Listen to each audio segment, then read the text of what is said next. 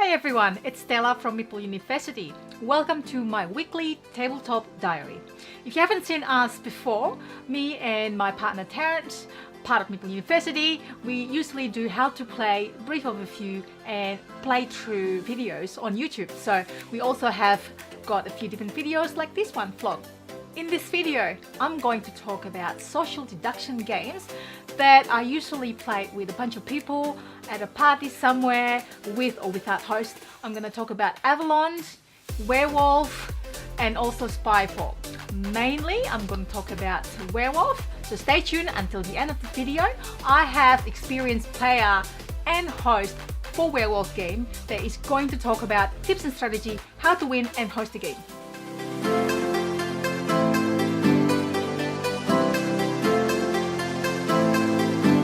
If you have been enjoying our contents, please consider subscribing to our channel, because not only you'll be the first one to find out what's up with Meeple University, you also help us with monetizing our channel and also investing back more for our time and equipment. So you are hosting a party, a board game party, your place, your friend's place, and you have more than the usual amount of people you need for playing normal complex board games. Things like, you know, most board game usually plays 3, 4, 5, maybe 6 players. So you have people that you know, people you don't know. You need to break the ice maybe. Social deduction games are a great way to play with a number of people, a big number of people, play games together. No games would ever be the same because of the nature of it, people's interaction. So I'm going to talk about that in this video. So what is social deduction game? So, in short, it's a game where you have hidden identity roles and you try to protect that information from other players, so the other players don't know what you are. Therefore, you can gain the objectives, you can work together with your team. Maybe you don't know who your teams are, or maybe you do. You try to complete a team objective by still hiding your roles. So that's basically it. The first one that I want to talk about is Avalon. It plays 5 to 10 players. So Avalon, also known as Resistance. This is with slightly different theme. This is if you are the good guy, you are loyal servant of King Arthur. And if the bad guy, you the servant of moderates. So you get given specific roles. I actually sleeve my card because somebody actually accidentally damaged my card when playing the game. So with this one, the sleeve, then you basically protect your cards. Anyway, talk about that later.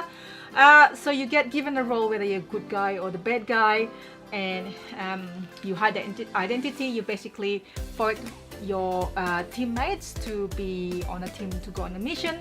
And when you're in the mission, then you play either a success card or a fail card. If you're the good guy, you have to play the success card, obviously. If you're the bad guy, you have the choice of playing fail or success card. So it's a really great interactive games. It could get a little bit heated as well. We have done a video for Avalon, so if you want, check in the link description below. I'll put a link to our Avalon video where there's rules. We include the rules, the tips. We've got our friends Luke Winter as well that is going to give you tips and strategy how to win Avalon, hopefully. So that's one game that I really like, social deduction game, Avalon. The second game is Spyfall. So Spyfall plays 3 to 8 players. There's also Spyfall 2 that plays more players. This is great because this is easy game as well. You has got a number of cards. You got given secretly location cards. The thing is, one person is a spy and the other players got given location cards. The spy needs to find out where the location is by asking questions. The other players also trying to find out who the spy is by asking other people questions. The questions needs to be not too obvious that reveal who they are if they're non-spy, so that they don't give clue to the actual spy where the location is. With the spy, it have to be also they pretended they know where the location is. So it's an interesting game where you're trying to give out a little bit information to other players, if not the spy. So you're trying to validate that, hey, I'm not the spy because I asked you this question, or I answered this question. So the question could be anything, could be as random as what do you have for lunch, for example. And if you're at a corporate party, you would say, oh, you know, I probably don't have lunch, I had a big party last night, as to give clue to that actually the location is at corporate party, for example. It's a really interesting game. I would really recommend social deduction game. Easy play. I've got a few locations here. There's a booklet here, so if you use Spy, you can have a look at the possible location where it is going to be and trying to guess, asking questions where the location is. So that's Spyfall. The main one that we have, we played a lot, social deduction game, is Werewolf. So there are different type of werewolves out there. There's One Night Ultimate Werewolves, plays really quickly, 3 to 10 players, probably about 10 minutes. There's a timer. You basically just have to figure out who the werewolves are by asking questions. And there's also the Ultimate Werewolf. So that's many nights. Now, I have special guests here that's going to talk about more about werewolf games. It's a pub werewolf, so it's based on the Ultimate Werewolf games. I'm going to have now some players, so Dave Douds, who has been hosting this for a while here in Melbourne, and also Avni Pepe, who is also hosting the Werewolf game, but also has been playing for years and years. These guys are really good. I've played with them and I'm not as good as them. I feel like my poker face is not that great, but I've learned a lot from them. So interview coming up. So I'm here with Avni Pepe and Dave Douds, who are an experienced werewolf games players and hosts. So I've mainly playing the games, and Dave is hosting the game. So it's very interesting because how long have you guys hosting Werewolf here? 4 or 5 years. Yeah. Number of years, yeah. Yeah, and you're playing for? I've been playing for about 4 years. Yeah. Probably a little bit less experience hosting. Dave's mostly the host, but I'm primarily a player, so yeah. You're primarily a player. That can't be seen in a different way, but yeah. Finally a player. Yeah. So Av is, by the way, is a doctor. And what are you mainly? So I'm a doctor in cognitive neuroscience. So based on the game we're going to be discussing today, I might have a little bit of interesting tips and hints that you might be able to use in this social deception game that might help you possibly win. So that's actually it's what you do at work and also bring it into the game. Yeah, exactly. Like bring some of those skills from my science background to the game and and help players win. So I play with them, or I play when Dave hosting the game and when Av is also playing with me, and usually Av can tell when I lie. And don't trust Av. So that's actually a good thing. Okay. So firstly, let's just talk about Werewolf first. So we've got the Ultimate Werewolf, which is the one that's widely available. But there are so many different versions of Werewolf as well. So what we're going to talk about today is more of pub werewolf. Yeah? Yeah, for sure. So what is pub werewolf compared to? So, werewolf is werewolf is a social deduction game. Yeah. Where some of the players are werewolves and the rest of the players are human villagers. Yep. And you know which one you are you get a card that says if you're a villager or a werewolf. The werewolves know who each other are at the start of the game. The humans don't know anything. Yeah. And it's the game is for the humans to figure out who the werewolves are over the course of the game, while the werewolves are killing off one of the humans each round.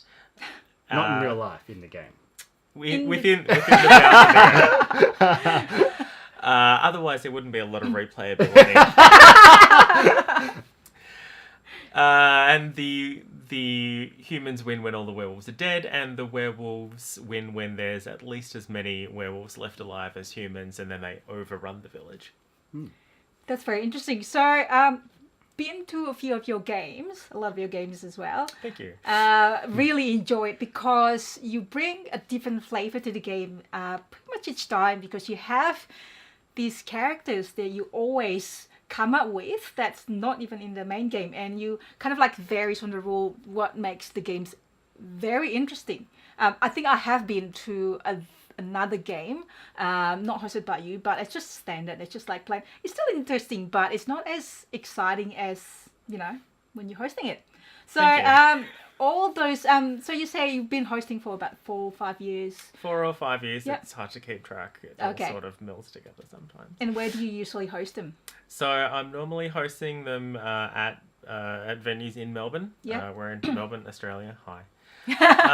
And so there's a pub that we've been running Werewolf out of for the last 4 or 5 years. Yep. It was being run there by Phil and Giacomo and Jason before I got there, Yep. and so I came along to play at the pub in St Kilda. Yep. And at the time, one of the regular hosts needed to step down because they were getting a new job and they needed to they didn't have the time anymore to host, and so they asked if I could fill in. I said, yep, for sure.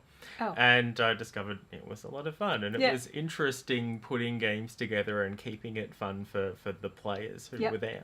Yep. And so I stepped in, and from there I started running it at more venues around Melbourne, and now for private events and stuff like that as well. That's very good. Werewolves, please open your eyes. There are this many werewolves. You'll see this many other werewolves. Werewolves, please keep your eyes open. Minion, please open your eyes. Minion, there are this many werewolves. You will see this many werewolves. The minion is a villager who is on the team of the werewolves and wants them to win, but does not count as a werewolf themselves. Thank you, everybody. Please close your eyes. So if you're lucky enough in Melbourne, by the way, I will put the link in the description below so you can check out Dave's website and where he's running the games at, so you can just visit and just play with us. So with that, with the game that you usually host, do you have different characters that you usually... Yeah, for Okay, sure. do you wanna talk So about some of the them? basic Yeah. characters are human villager. You don't know anything. You just need to figure stuff out. Basic werewolves. You're a werewolf. You wake up in the night and you kill a human, and then you go back to sleep and pretend you have no idea what happened. And there's other villager roles that have special powers, like a seer and a bodyguard and a witch and a hunter. When you die, you shoot someone. And over time, other roles have been developed and introduced. And I've come up with a couple of my own, there's a pirate and the kill stealer, who the kill stealer is, they're a regular human, but if they nominate the last werewolf, and they get executed that round, then they win the game by themselves. It's like from the role playing, the RPG thing. It's like where you've been trying to kill this monster, and then someone comes along and kills it off you, and they steal all the XP. Yeah. Then that's where the phrase "the kill stealer" comes from. And it's like, I thought that would be sort of like an interesting villager role to come, and it's like, and also to sort of like force someone to nominate, rather than having them sit back and be a bit wary of doing that, sort of like drive more interaction from the villager side. Interesting. Yeah, so Dave's come up with You play. Of course, so I've obviously played a number of games and you know for a long time, and basically you start off, I guess, when you're a new player or you just started playing, you play with the basic cards, and then eventually, and as Dave's saying, is you kind of you find scope to, I guess, kind of add new elements to the game and new layers to the different characters. And over a number of years, like, you know, we've got this flavor now in the Melbourne scene where, you know, we've got a whole bunch of new roles which are really exciting and good fun. You know, we play music, you know, during the night phase and the day phase to add a little bit of extra immersion into the game and flavor. And like some of the new roles, they really add, you know, a new level of difficulty to the game. Yep. But we're playing with very, you know, there are some people that are very experienced, some people that are more new. And so, you know, you were able to have that kind of scope. So in terms of that roles, Dave, do you assign the roles randomly, or do you kind of like choose? So mostly randomly. I try and be very mindful of if there's new players, I don't want to give them complex roles that are that take a bit of forethought or knowledge about the other roles that might be in the game. Yep. So I would try not to give a new player a too demanding role. Yeah. But also I don't want to give them a plain villager role because then they're bored. And now I don't know what I'm doing. Yeah, yeah. So normally I'll see how many people are in the game. I'll try and put together a village of different roles that has some interesting interaction and is fairly balanced between the two teams. Yep. And then I'll shuffle it up and just make sure there isn't anyone sitting next to it. Like there's not 4 werewolves all in a row or something like that, just to distribute a little bit. Yeah. And then find out who the new players are and try and center that around the less complex roles. Yep. And then just hand them out. And sometimes I will just do it completely randomly. And sometimes it'll be, it's Daisy's birthday. Yeah. I'll give her something cool to do. Or it's their birthday. I mean, come on, it's only once a year. Yeah, that's true. I think that's happened before, my friend's birthday, and then you handed over some special role that can resurrect himself or something. I can't remember exactly. Yeah, there's a couple of roles that, there's a role called the Golem that can't die. Which is a pretty good birthday present. Hi, you can't die. It's really thoughtful. But yeah, or, you know, like a really cool werewolf role or something like that.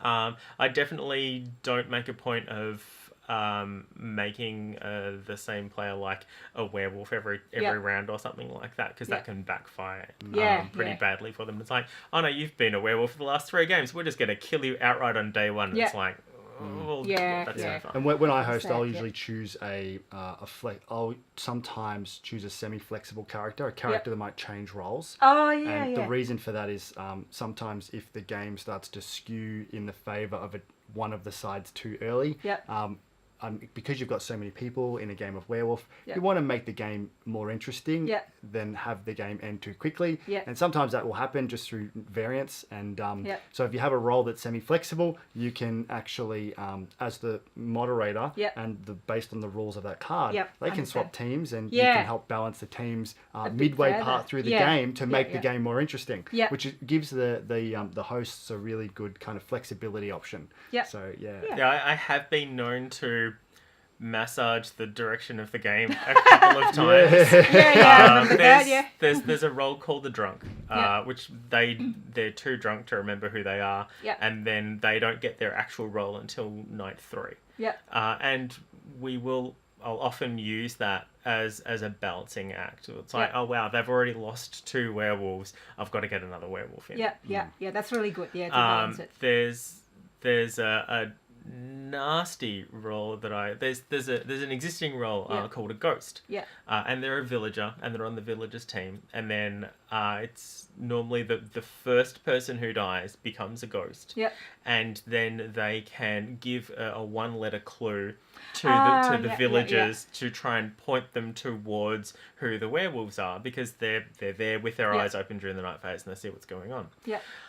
I had a werewolf die on day 1, and a henchman die on the following night. Yeah.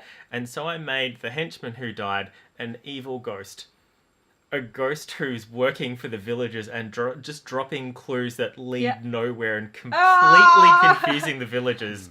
No one had ever come across it before because I made it up on the spot. I'm like, okay, I'm going to ask you to be a ghost, but you're an evil ghost working for the werewolves. You'll still win when the werewolves win. So just double check, henchman is the villager that works for werewolf. Yeah, so a henchman is I might be called a minion in other games as well. Okay, yeah.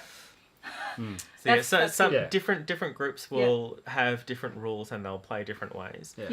Primarily, it's the way the voting works that changes, but some of the roles will be called different things as well. Okay. I think the point of that is also that, like, the overarching point there is that, you know, the game affords a level of creative license. Yeah. So, you know, you do get some very interesting combinations and characters popping up that even will trick even or fool even the most experienced players. Yeah. So no game is ever the same. That's correct. Which, you know, like a game of chess, you know, you don't play the same game over and over, which always keeps people coming back because of that extra flavour. So, absolutely, because the rules quite simple. I mean, the rules are the roles, and the actual rules simple, but then the people you're playing with, and the different character, it's just totally replayable. Yeah, absolutely. And that's really what I want to do with when I'm running Werewolf. I want to make it enjoying for everyone. I want to make it not boring, not simple to figure out. I want it to be challenging for everybody.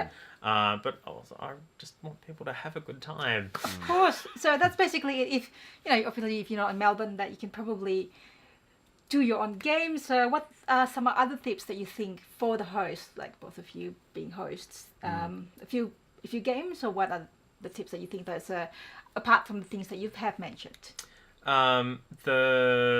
The number one tip is probably balancing the teams from either side. Right. Definitely. If the villager team is too overpowered or the werewolf team is too overpowered, then the game ends really quickly. And, I mean, sometimes you'll just have a game end really quickly.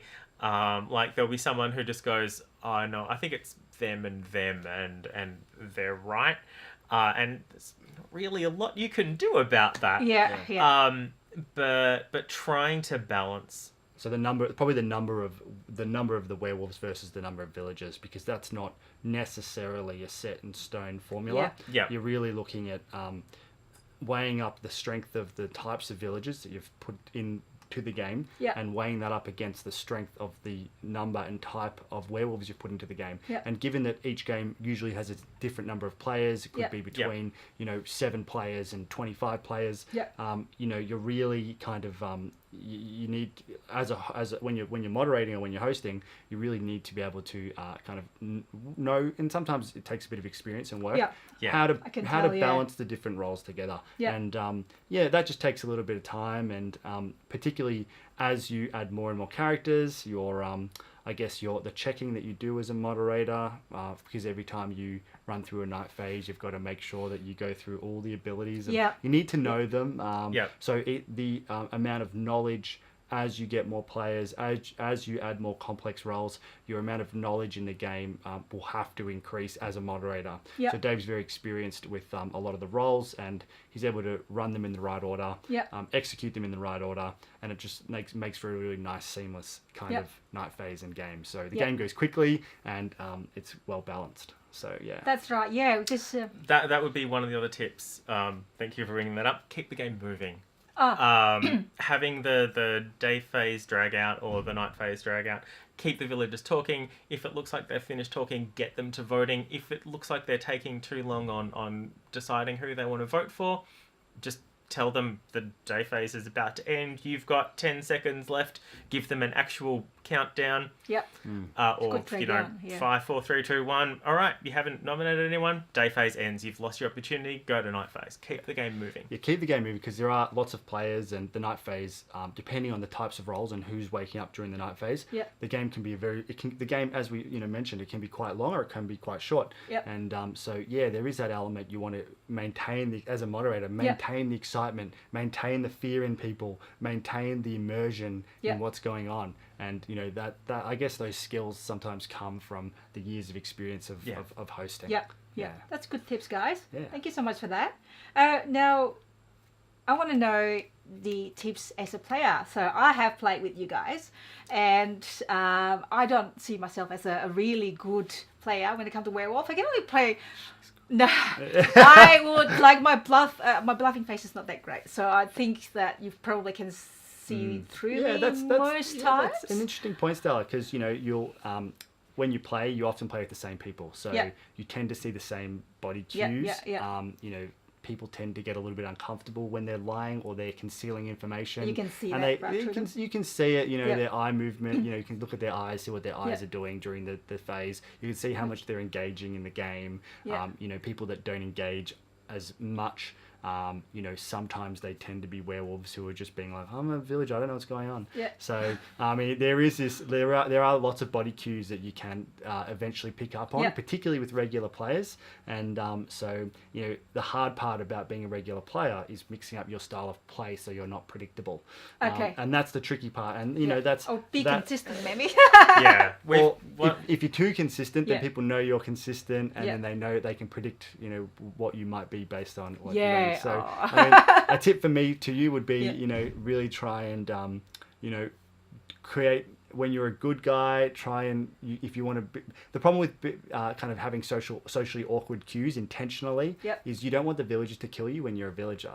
That's hard. So it's like, how do you convince your fellow villagers? That's the thing. Yeah. So, like poker face is what we're talking about in this game sometimes. If you can do poker face both times, that's the best. But then you've got the problem of if you're not giving them any information, they go, well, we don't trust you and we're just going to kill you. Yeah. So it's that fine Goldilocks line of giving enough information that the villagers believe you're on your side, but not giving too much information that the werewolves go, you're too important, we're going to kill you. Exactly. Yeah. So people say, say for example, someone's up for lynching and they've got to give a defense.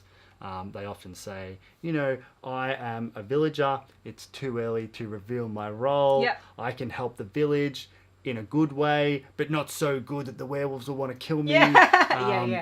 Something like that. And usually that type of defense is quite strong in the early to mid game. Yeah. During the mid game, that defense starts to kind of crumble a little bit, and people want a few more specifics about the role. Yeah. And definitely late game, if you give a defense like that, you'll probably be lynched. Yeah. So really the game you can break it into different phases, and that very much influences the type of defense and the specifics that you want to give and the way you play the game. So. Right, I haven't thought of that. I should use that next time. Sure. Yeah. Yep, I'm a villager. I'm not a werewolf. I've got a special role, but it's too early to talk about it right now. Don't lynch me. That's it. That's it. That'll get you through the first 3 nights. That'll give you. 3 days. But sometimes people, they can struggle with that, and like even just saying like as your first defense, there's 24 people looking at you, and you're just like if you just say I'm a villager, and that's your whole defense.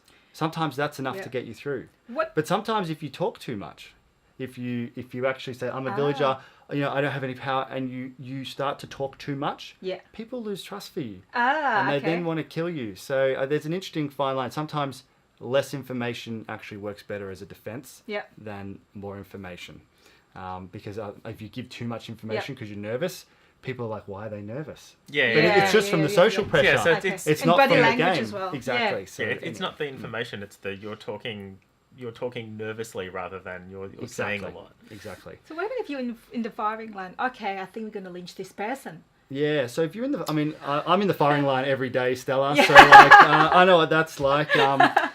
Sometimes if you build a certain reputation as a player, people remember the reputation, and they're worried about you being a werewolf, and often they will be like, we don't want to take any risks. We would prefer the good players be kind of knocked out early so that we can beat the more novice players. And that's just sometimes the way the game's played.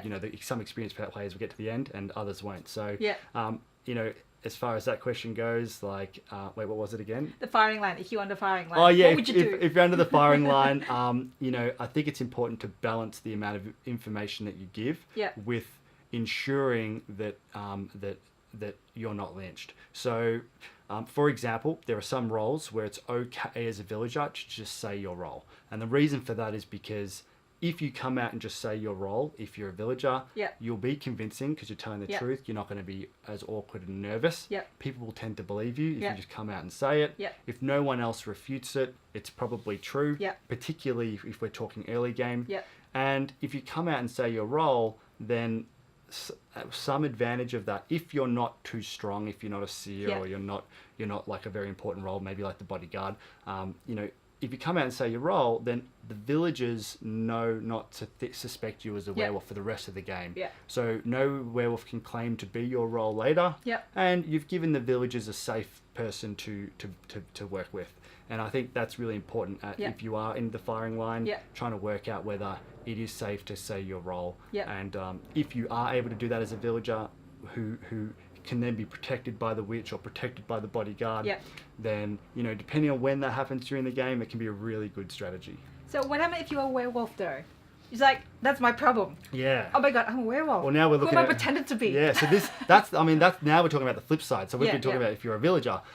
Being a werewolf can be quite tricky. So you've obviously got you feel like there's a lot of eyes on you. You feel like everybody's suspicious of you. So, that's... They should be. They should be maybe, but they don't know necessarily. So I think part of being a good werewolf is, the way you leak information out slowly, enough information to get you to the, for example, if people are looking at you and asking you questions and you're like, oh my gosh, maybe you'd say like, I'm a villager, but it's a bit early to reveal any information about my role. And then that's enough to get you through that phase, which is great.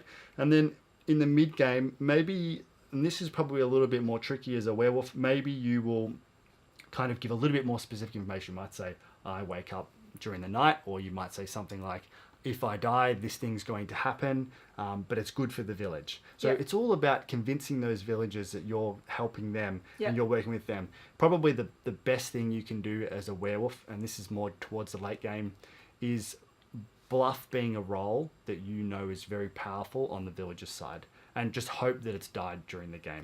So like seer, you just come out and say, I'm the seer. And you've been watching the players, the seer hasn't come out yet, you suspect they're dead, and then you claim a very strong role like the seer, and then you point to a few villagers and say, I checked you guys are good, I checked that werewolf, he's bad. You throw one werewolf under the bus, and you throw... Because the werewolves know who the villagers are anyway, so they can pretend to be the seer pretty easily. That's correct. Exactly. So if you can do something like that, that's probably one of the strongest ways or most effective ways to push the werewolves to a win, is by claiming a very solid villager role only towards the mid to late game. If you do it too early, if you're a werewolf and on the first round you say I'm the seer's going to turn to the person next to them and say, I'm the seer, that guy's a werewolf, kill him. So you can't do that. No, so that's right. So I mean, they're just some handy tips from a werewolf perspective and from a villager's perspective. So next time, Stella, we play, you'll have to remember some of these tips. Yeah, remember that as well. Exactly. So some of the werewolf role, because there's your basic werewolf, you're a werewolf. Some of the werewolves have an additional thing. Like so there's a werewolf who can turn another player into a werewolf instead of them getting killed that night. Or there's a werewolf who can't be seen by the seer. And they show up as a villager. Or there's a werewolf who, when they die, something happens. And sometimes your job as that werewolf, if there's suspicion on you, just take one. You still win the game after you die. Sometimes your job as a werewolf is to get lynched so that the person who nominated you also dies. As long as it's not another werewolf. That's right. Or if you get executed, then your fellow werewolves get an additional kill that night. So there are those special werewolves. Sometimes your role is, okay, there's a bit of suspicion, just jump in front of that bus and take the death to help out your team. And some of the villagers are like that too. It's like you were saying before, if you've got sort of like a mid-range villager ability like a hunter or a ranger or a PI or something like that. If you've done your thing, or your thing comes after your death, say what you are, come up and say, I'm a hunter. When I die, I'll shoot someone. I don't know who it's going to be yet.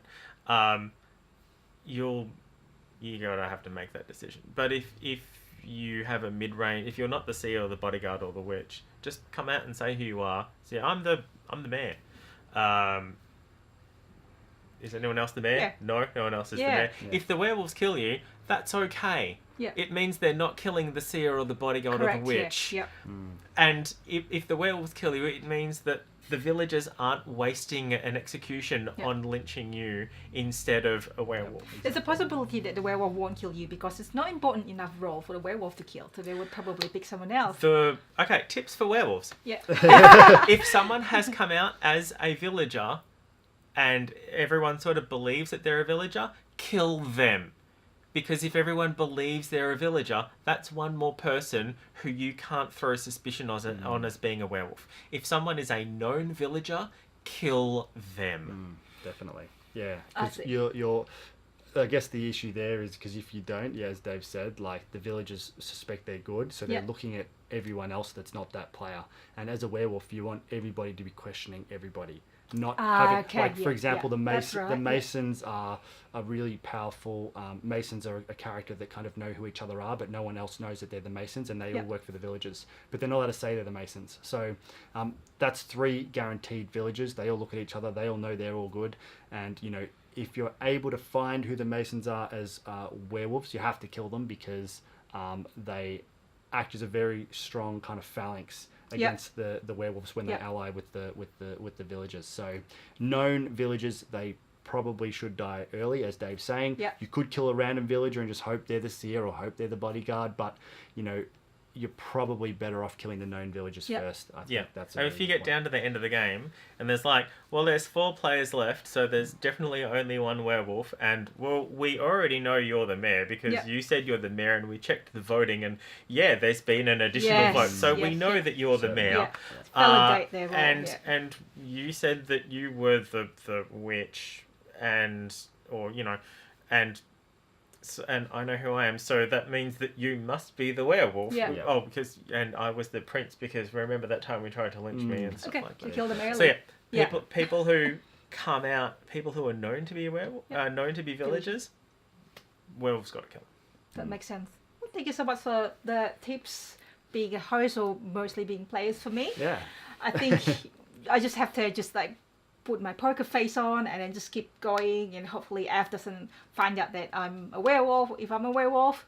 So check out again the description below if you want to check out the Dave's events for Werewolf happening in Melbourne. Otherwise, just check out the website anyway. It's interesting. It's got some information about Werewolf. So that's my interview with Dave and Av. Hopefully you get some tips and strategy that you can use whether you're hosting the games or you will be hosting the games or playing Werewolf. We're also going to put a separate video coming up soon, hopefully, that's going to talk about the basic Werewolf, Ultimate Werewolf games with the rules and roles of the characters that comes with the game. So check that out soon. I've also provided links if you're interested to get those games, so that if you're interested you can check it out in the description below. And if you have any ideas, questions, feedback, comments, or is there any particular topic that you would like us to talk about in the next vlog, please write in the comment sections below. And finally, if you have been enjoying this video, please consider subscribing and click on the Meeple in the corner, and also share, like with your friends. That will help us a lot as well. Until next time.